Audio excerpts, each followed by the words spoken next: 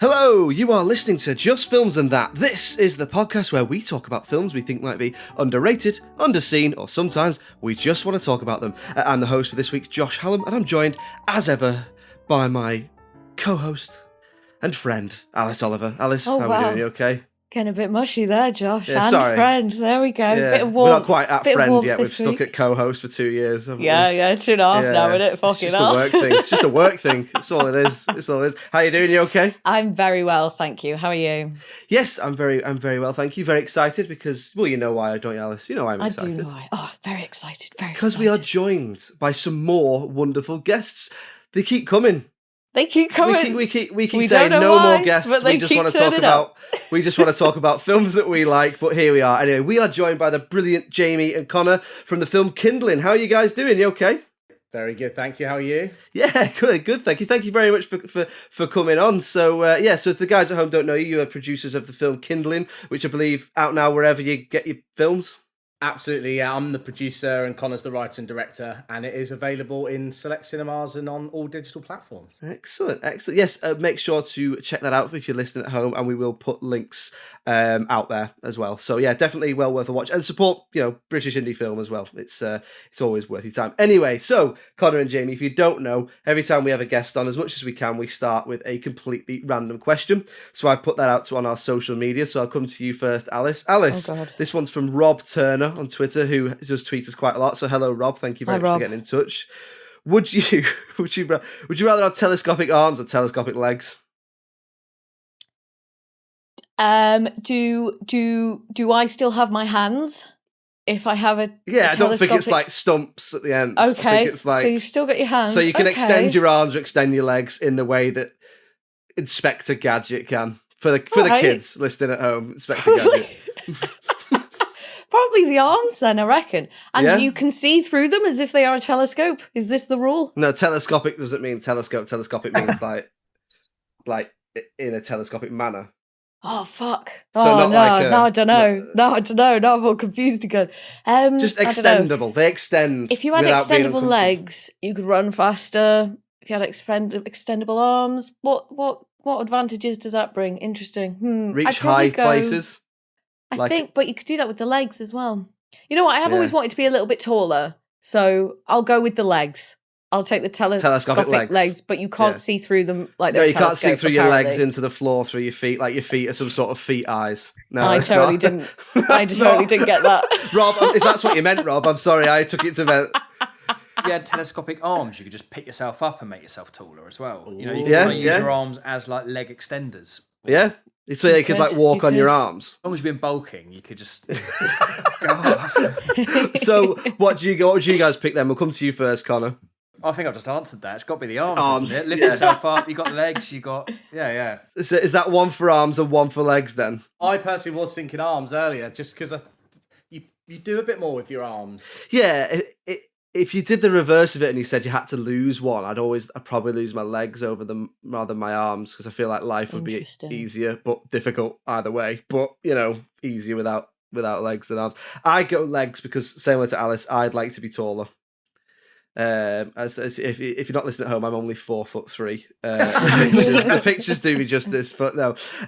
Anyway, so we will come on to talking about this week's film, which is Kings of Summer. If you haven't seen it, I did keep calling it to Alice before Boys of Summer, which is of course a song and not a film. So what year is this from, Alice? What year is it from? 2013? Yeah, I think 2013. That's it. So spoiler warnings if you're not seeing it, although I will say you have had 10 years. So, maybe, get over it. So, Connor and Jamie, you picked this one between you. So why don't you tell us a little bit about what the film's about and why you picked it for the podcast? Is it underrated? Is it underseen? Oh, my. So what's it about? It's about these group of three guys who, feeling oppressed through their parents, through generally being just 16-year-old guys, decide to build a tree house out in the woods and essentially try and live off the land. And I guess we chose it maybe almost as a shameless plug because it had thematic similarities towards Kindling. So right, okay. Have we chosen it for the right reasons? I don't know, but we do love it. It's one of our general favourites, and I guess it's about young men coming of age and deciding to try and do something on their own. Does it work? there's just a lot of nice themes in it, I guess, for young men. Absolutely is. And I think I'd say it's a bit of both, underrated and underseen, I think. I think it's a film that it did really well at festivals and has like critically picked up really great reviews, but just still from an audience perspective hasn't quite hit where at least I would expect it to. And I just don't think as many people have seen that film as, you know, obviously Stand By Me is one of the classic coming of age films about young boys, and there are a few, you know, comparisons in there, but Kings of Summer, not as many people, you know, seem to know about it. No, and as well, when you consider who's in it as well, obviously the main three actors aren't, well, Nick Robinson's that the main guy? He's a little bit more known now because of Love Simon and stuff like that, and he's definitely one who's going to go on. But if you get a look at like Nick Offerman, Megan Mullally, Mark Evans, it's like a who's who of US sitcom actors. Yeah, it is, isn't it? You're like going for it's Ron Swanson. Oh, yeah. It's like, is it a new Netflix series called like The Night Agent or something that's doing really well? And the lead actor in that is the best mate in Kings of Summer. The sort of bigger wrestler guy. Yeah, so I think he's picked up a lot this year, but up till now, not major names. No, and the director as well has gone on to do. He did Kong Skull Island, didn't he? But he's not done any. I think he's got another thing coming out, but he didn't. You know, he went to go from this to a massive King Kong film. What a leap! Like, I love that. That's like, do you like the frying pan? Here's the fire. It was that year, wasn't it? Because it was like Gareth Edwards went from Monsters straight to Godzilla. Yeah. Colin Trevorrow went from Safety Not Guaranteed to Jurassic Park. Like they just went boom, boom, boom. Like there was that massive leap up at that time. There was, yeah, absolutely. And I think there's a lot of big studios now do that. They target those sort of indie directors and go, well, let's see what we can do. Often it works, you know, often it doesn't. You only have to look at like the polarizing reaction of something like you say, like The Last Jedi, and be like, oh, it sometimes it does work. For one, I quite like The Last Jedi. So what are you saying then? This is quite thematically similar to Kindling then. So how is that? How is it similar? Is it tree houses? Is it tree houses? No, not tree houses actually. I guess it is thematically similar in some ways, but actually looks at it, I would say, in two very different ways. Like, you know, it shows young men coming of age, you know, young men who are struggling with something and finding a way to kind of process that and get through it. As I just said, they do it in very different ways. But I think it's a really interesting, I think both are a very interesting take on that time in somebody's life. Yeah, and also I think, you know, we with Kindling tried to make a British independent film that wasn't blue, dark, grey, showed England to be beautiful, full of life and full of, you know, summer, essentially. And I guess our references, we always drew from Stand By Me, from Kings of Summer, from Me and Earl, you know, and frankly how those films always feel like they're bursting with life and colour and trying to remind everyone that the UK is beautiful and we have lovely summers too. So I guess there was like even tonal references as well from that film. Yeah, definitely. Yeah. I think that's a really good point. When you think of British films, quite often you do think of you like your more bleaker end. Even comedies, they're often comedies about adversity. If you think of like first one that always comes to mind is Full Monty, because it's one of the most successful. But even things like Billy Elliot or Ken Loach films and stuff like that, they're all like, yeah, Britain, we all work really hard, but it's like it is rainy, innit? Like it's man, I had a great childhood growing up in England. Like if you look at it, we grew up cycling bikes around the countryside sometimes, you know, like going to the skate park with your mates. Like there's a lot of like things to celebrate about our childhoods. And I guess Kindling looks at that, I guess, as well. Yeah, particularly in a difficult time and still finding the joy in that. I think that's a really good point, because as well, another film that we did, which Alice really liked. I liked it as well, but Alice, I think it's one of the top ones we've done, which was a listener suggestion. We did Submarine, the Richard Ayoade film. Yeah. And you really love that. But Alice she doesn't really have an accent, but she's Welsh. Yeah. And obviously Submarine is set in North Wales. And I remember you getting so much more out of it because you were like, oh, this is very much like, this is a bit of me, this is where I'm from. You really saw yourself in it, didn't you, Alice? Oh yeah, definitely. And I mean, I'm so easy and I'm such a sucker. Like any mention of Wales or being Welsh or anything in a film, and I'm like, oh, it's the best bloody thing I've ever seen. You'd never really seen any James Bonds, and I went, there's a Welsh one, and she was like, what? It was like Christmas morning. I was like, there's a Welsh Dalton James Bond from Colwyn Bay. Bloody hell. Anyway, let's get stuck in to talk about the film. So Alice, I think you had you seen this one before? I had seen this one before, and It was on my list. Oh, right. It was on your list for this podcast. It was. That's a rarity. I know. So I'd had it down as underseen because I feel like, considering how good it is, that not enough people have seen it. It doesn't really come up in conversation. When it was introduced to me, I'd never seen it. I hadn't seen it. I hadn't heard of it. I hadn't heard anything about it. Didn't know anything about it.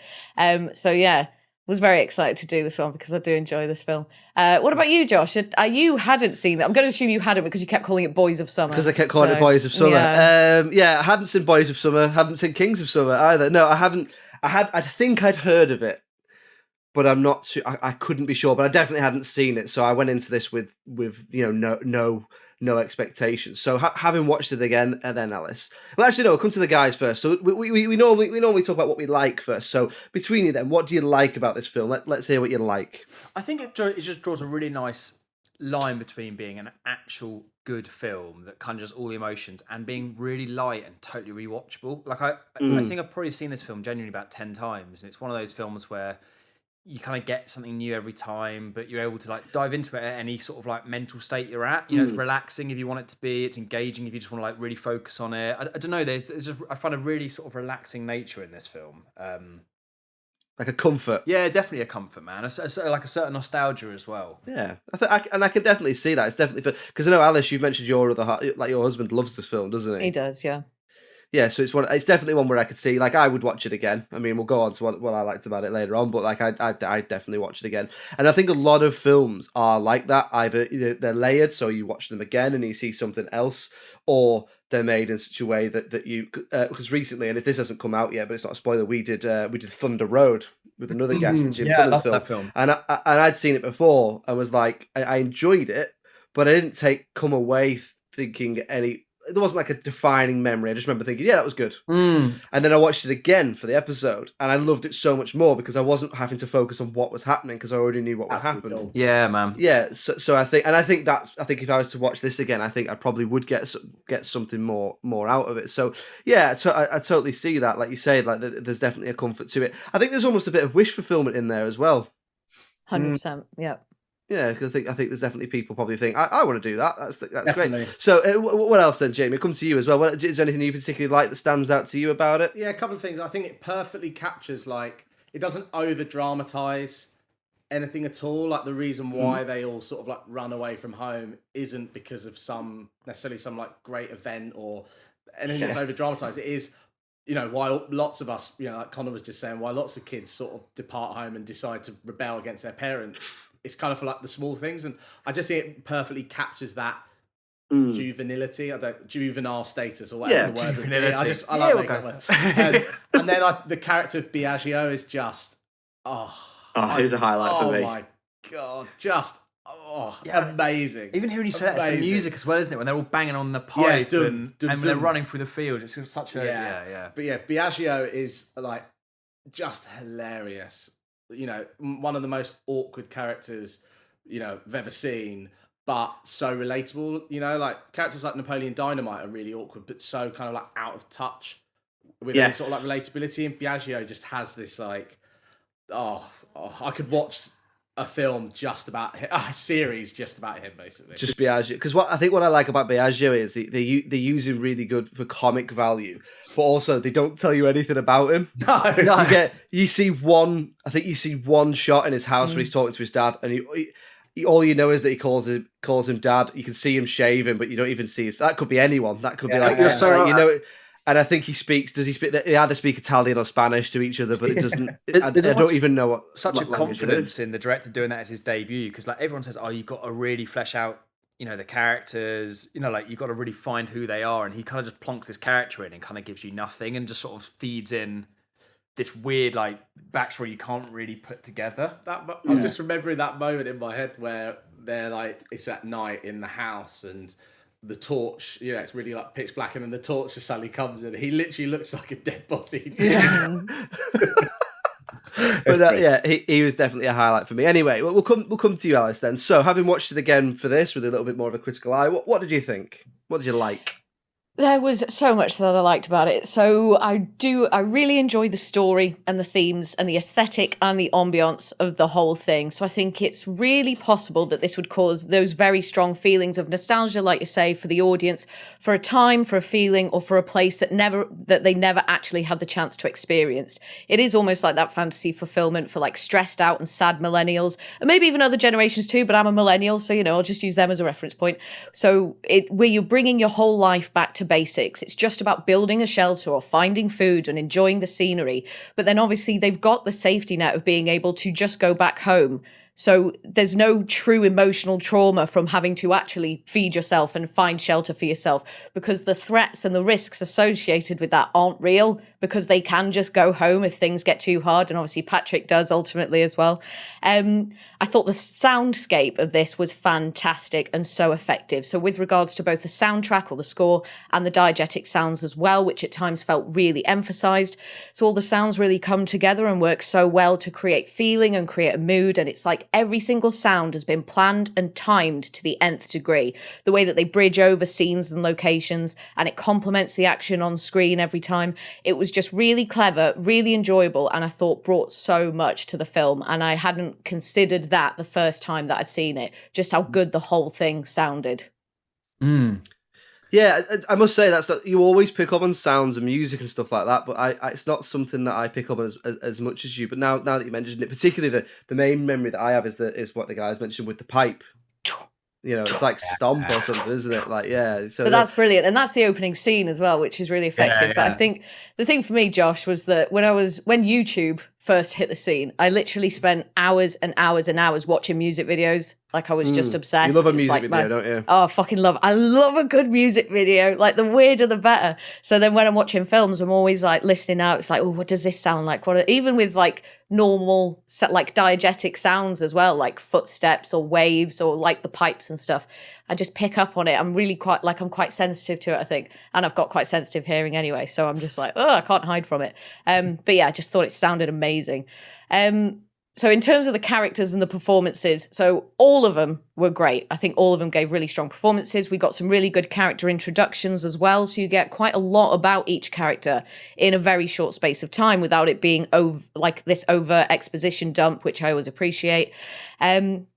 The standouts for me are Megan Mullally and Mark Evan Jackson, who play Patrick's parents. So they're simultaneously totally absurd and wacky and yet completely relatable. And they demonstrate these like daft in-jokes that you develop when you're in a long-term relationship really nicely. And they come across as two people who have been together for ages and actually really like each other. But then as parents, obviously they're really embarrassing and out of touch, but I don't think they mean any malice by it. They just seem to be the last two people that you would want to spend time with as a 16-year-old boy. They are very cringe.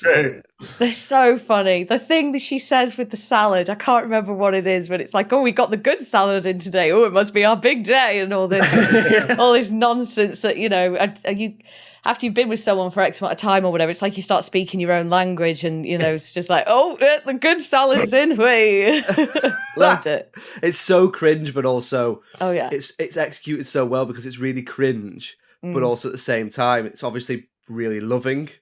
Yeah, and he seems to have a real problem with the fact that his parents just want to care for him and love him. Yeah, just love him, and he's like, oh no, I can't stand them. But then there's also the moment where when they have gone missing, she just has that really weird rant where she suddenly is racist. Oh, yeah.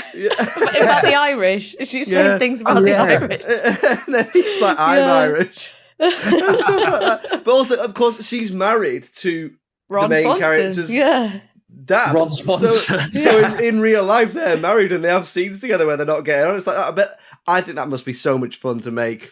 That sort of thing, like pretending that you don't like each other. What do you think, guys? What do you think about what Alice has said there? Would you agree, or like, is there anything else you particularly like about it? I feel like that was the best essay I've ever read on that film ever. Thank you very much. I've watched it said like 10 times. Gave me new perspectives. Love it because I'd never seen his parents like that. I'd always seen them as actually just cringy. But you're so right. Like, me and my partner have those in jokes, and God, if we were to have a child and that child like come into that space, it's actually you're right, they just love each other, don't they? And they just hang on these jokes, and I thought that was really nice. So I was going to say I'd agree with the sound part as well. In a former life, I worked in sound post production, so I also have like sensitive to sounds. And the forest is its own character in the piece in so many ways, and I think it probably plays into that sense of like I can't remember how you put it, Josh. The wish fulfillment. I think that sort of plays into it because it just feels like this lush environment where you just kind of want to be there. So I definitely agree with that. Even the lighting as well, like it feels like the whole thing is shot at sunset. Obviously it's not, but like all my memories of it are of them like hanging out at sunset and like watching the scenery and stuff. Like just there at one point, Patrick and what's the main guy's name? All this talk about Patrick. Joe, isn't it? Is it Joe? Joe. Yeah, gosh. Joe? Sorry, Joe. Like they're just sat on a bit of like Joe, the fictional character. Sorry, Joe. Soza. Like sat on this bit of cliff face, literally just staring out at the trees and that. And it's just, beer. Yeah. And there's the moment where they're just about to go into the forest for the first time, and like the lens flare is insane. Yeah. And they're just like the camera's just pointing straight, and it just it looks idyllic. Yeah, agreed. What about you, Josh? What are some of your favourite things about this? Yeah, I mean, you guys have touched a lot of it there. Just to go into what you're saying there, I do really like performances. I think that the two mates, so Joe and Patrick, I think are really, really good. They're, obviously the whole film really centres on their relationship, doesn't it? And it's about them wanting to get away.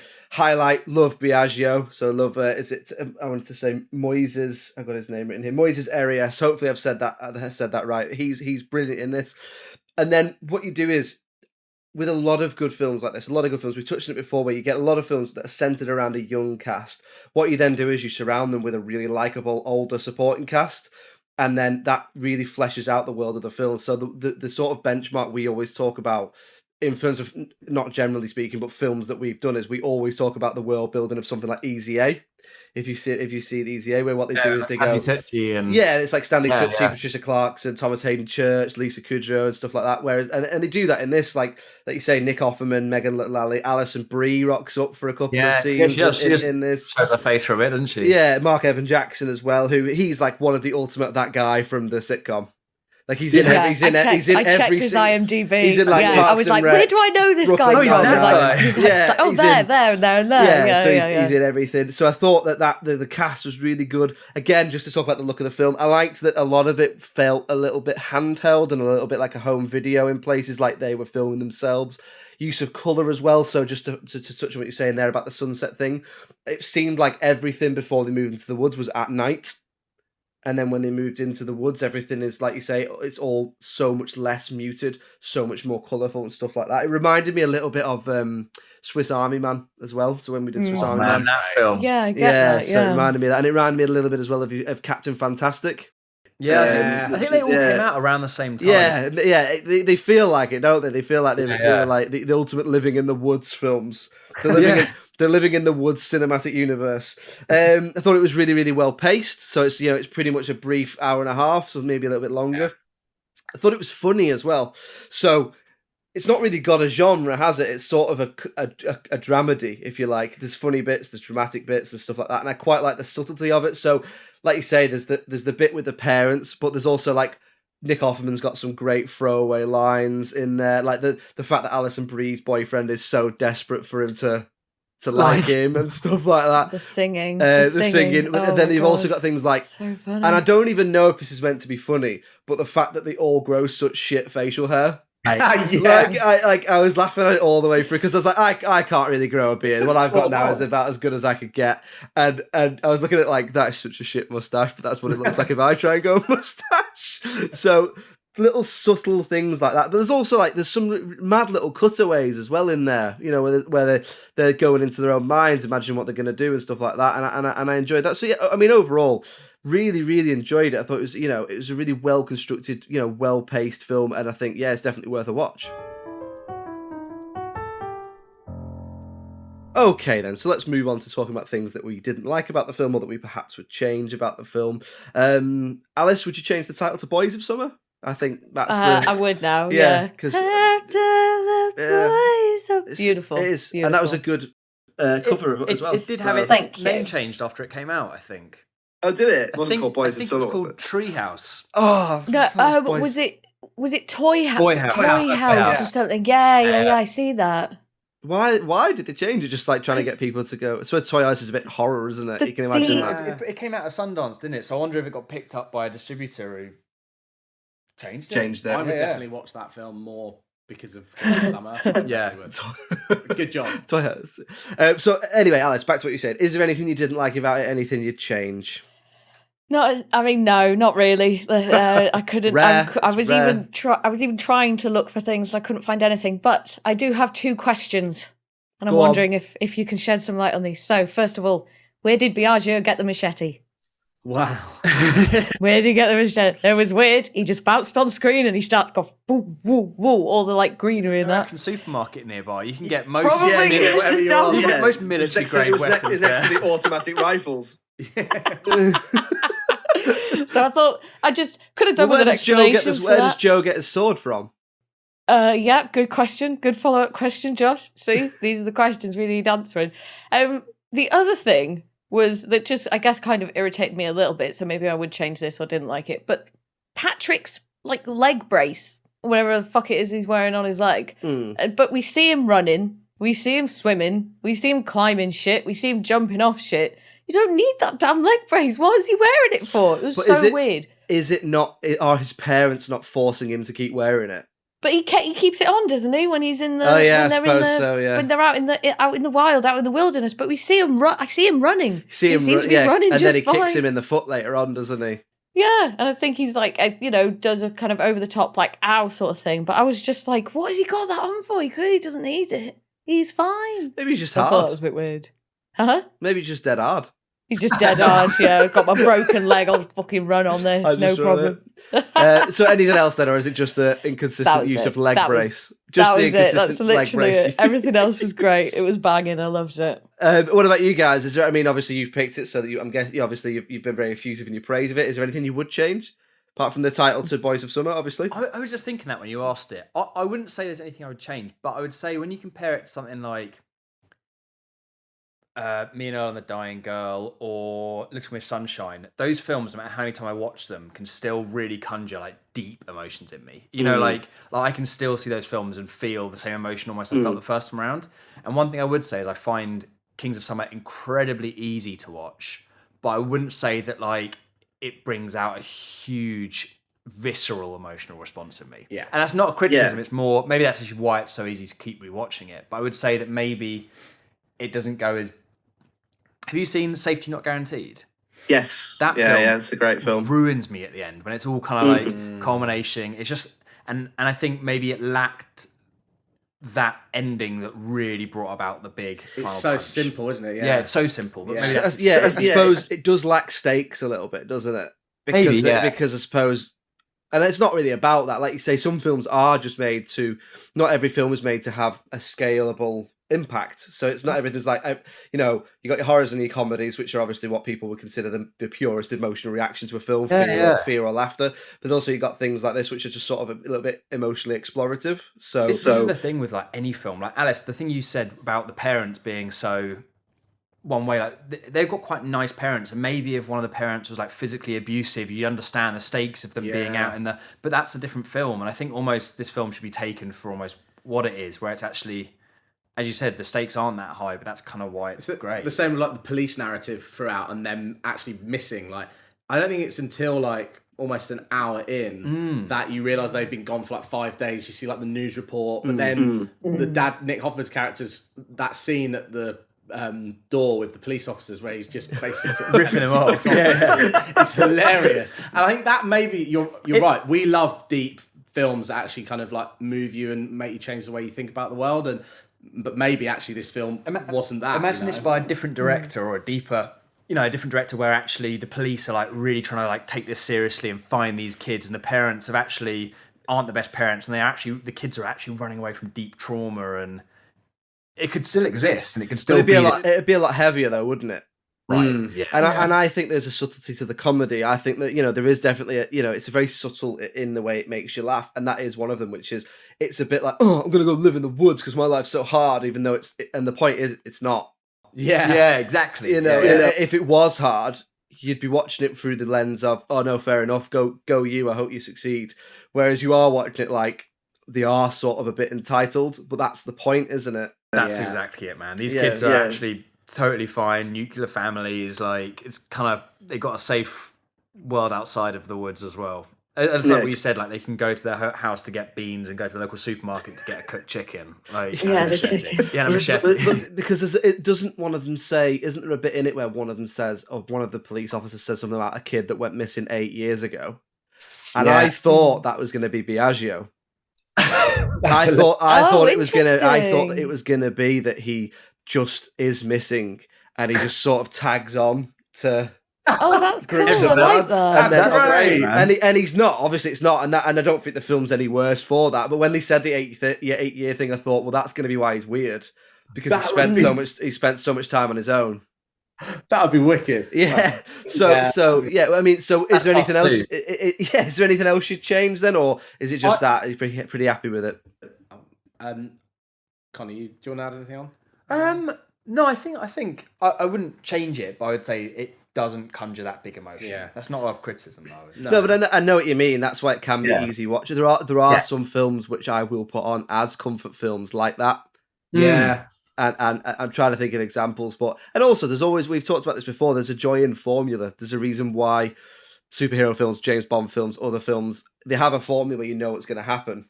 Yeah, yeah. And when they change that, people absolutely lose their shit. It's like it's like when Iron Brew changed and everyone kicked off. People like those formulas for a reason. Is there anything else from you, Alice, or is it just the annoying leg brace? Just the leg brace, the stinky leg brace. What about you, Josh? Was there anything you didn't like or that you would change? Not really. If I had to say something, I'd probably like maybe a tiny little bit more exposure at the beginning. Not exposure, sorry, exposition about Joe and his relationship with his dad, because they skirt over the issue, which is that he's lost his mum and he's lost his wife. So that's obviously meant to have led to issues tensions between the two. And I understand why they didn't show that. But unfortunately, I think what happened to me is as it went along, I found Joe a little bit unlikable. He did a few things, didn't he? Where you were like, oh, come on, man, that sucks. Acted like a little dick. Yeah. And that is, it's made better by the surrounding cast. And it's not like I'm not watching it. We've talked before, because I do like to root for my leading characters, but I'm not basic. I also understand that people are complex and you're not always supposed to root for your leading characters. But in this, I did think I'd like to know a little bit more about why I should be satisfied that he has his freedom. Only a little bit, not loads. It didn't worsen the film for me, but if I was going to change something, maybe a little bit more of an exploration at the beginning around that. I wonder if the director felt the same, because he doesn't pair Joe up with Erin Moriarty's character. Yeah, with Kelly. Yeah, that's true. I wonder if in a way maybe the director felt the same, because he doesn't make him have the full hero's journey and give him the girl at the end. He kind of just goes home again. Yeah. But yeah, also what I want to know is, in these films, they're always drinking kegs on the beach. Where are they getting them from? Yeah. Imagine in this country trying to be like getting a keg of beer. You'd never get it. Local breweries. They're supporting local breweries. Yeah. The 15-year-olds supporting local breweries. Good for them. So many beaches in this country at the bottom of cliffs as well. Whereas in America, they seem to go from dune to beach. Whereas in this country, it's like, I'm not taking that down there. That's not happening. So, yeah. Has anyone got anything else, or should we move on to the critical reception? I had one thing, which was there's a shot about 50-odd minutes in that is pretty much pitch black. It's the kiss. Is it Patrick kissing? There's a kiss scene between Patrick and Kelly. That's it. And I don't know if it was my TV, but I could hardly see any of it, and it looked like it was like shot day for night or something like that. That was my. Oh, you mean it's yes and yeah no. I know what you mean. Yeah, maybe that's. I suppose maybe it's there for some open-endedness, like maybe they didn't kiss, but I know what you mean. There was a few bits like that. Yeah, it's just that one moment. I was like, but other than that, absolutely not. Great film. Underrated, underseen. Well, we'll find out now. Let's have a look. So, critical reception then. So, if you guys don't know, we do IMDb, Rotten Tomatoes critics, Rotten Tomatoes audience, and then we average it out. Now, we're not a big put numbers on it sort of podcast thing, but we talk generally about how we feel, and when we're putting numbers on it, we're only really referring to the average to try and get an idea of, generally speaking, is it underrated or underseen? Because I couldn't think of another way of measuring underratedness other than saying because we said so. So at the time of recording, Alice, how do you think it did, critically speaking? I think it must have done well because it's just a good film. Like, it's just been constructed and delivered, and it's the whole thing is just a great package. So I think you're probably looking at a mid to high 7. I'll say 7.7. 7.7 or 77. More specific. I reckon we're looking 7.7 point. That 0.3421. And that is probably what I would give it, or maybe a little bit higher. I'd maybe go closer to the 8s with this, just because it made me feel so. It just fills you with good feelings when you're watching it. I reckon I'd give it a 7.9, I reckon, or 79, but I reckon it got 77 or 7.7. How do you guys know how it did, or if you don't, would you take a guess? I reckon I'm the same as you, Alice, like 7.7. But because it did like the Sundance, it did like a lot of quite major festivals. I wonder if that audience who might maybe sometimes look for the deeper thing might have downrated it a bit and seen it as too easy. So I think it fully deserves like a close to 8 rating. But I wonder if it was like a 7.5 just because a few people went for thought they might have got something a bit deeper. Yeah, a lot of times they associate emotional heft with quality, don't they? And it's not at all. But I wonder. Be interested to know though. Okay, well, let's have a look then. So at the time of recording on IMDb, there's going to be some shock faces. It gets 7.1 out of 10. Whoa. So quite low. Mm-hmm. But a little bit better on Rotten Tomatoes. We've got 77 from the audience. Oh, look at me. And 76 from the critics, which averages out at 74% or 7.4. Oh, so, Connor, you were more or less close. Bang on. Wow. Yeah, so ratings-wise then, are we saying underrated? Mm-hmm. Got to be with that. I think we are, aren't we? I think so. I think it's about appropriately rated for me, but I'm happy to be swayed by the majority. Yeah, because I have no morals. So, so yeah, should we say underrated then? Underrated. Yes, I think that can sit in the underrated. However, this is what shocked me more. We move on to the box office now. So again, according to Box Office Mojo, worldwide this film made $1.5 million. Mm-hmm. Which I'm not saying the budget's going to be sky high for this. That might even have made its budget back. But for the cast, I think that's pretty underseen worldwide. $1.5 million.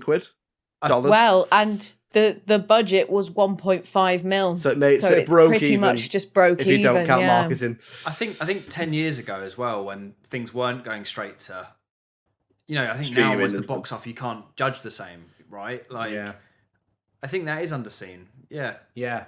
You're right, because back then streaming wasn't what it was. You couldn't buy it on a platform. That doesn't get recorded necessarily. So yeah, actually, that's pretty spot on. Yeah. So there we go. Underrated and underseen. There you go. You did it, lads. That's exactly what we're looking for. Hilarious. So, guys, Jamie, Connor, tell everyone at home a little bit about Kindling, what they can look out for, where to get hold of it, and a little bit about anything else you've got going on as well. Absolutely. Kindling it's a positive and uplifting look at how young men deal with grief. It follows a guy called Sid who is dying of terminal testicular cancer, and it's his final summer alive where he brings his 4 closest friends back to the place where they grew up to create memories and make sure he lives on in their minds forever. But it's based on quite a personal story from Connor's life. Yeah, as I said, we really wanted to create a film that positively looked at grief and almost was like the first real happy film about death in a way. And it was written off when I was 21, 2 people close to my friendship group died, and it was written about when my friends and I got together to essentially mourn them, and actually we celebrated their memories rather than mourned the loss. And then sadly, one of the boys that I did that with passed away a year ago when we'd finished making the film. So it's one of those really crazy experiences where we're almost not life's imitated art, but you realise how lucky we are as filmmakers to be able to tell stories and frankly cathartically express ourselves on screen. So yeah, I think the beautiful thing about we've had through making it is that we're showing it to people and everyone has had the experience of being born, and everyone knows someone that's passed away. And we've essentially made a film that, rather than showing all the horrors to death and how hard it can be, it shows actually a celebration of life, and it reminds us that actually when people pass away, we have the choice to remember them in a really beautiful way. And yeah, that's sort of what we put out there on screen, and it's nice to finally, after 8 years of trying to get it made, have it made and out, and then people watching it. 8 years, and that's one of the things people don't realize, particularly about the more independent films or films that are more personal to people, is they do take a long time to get made.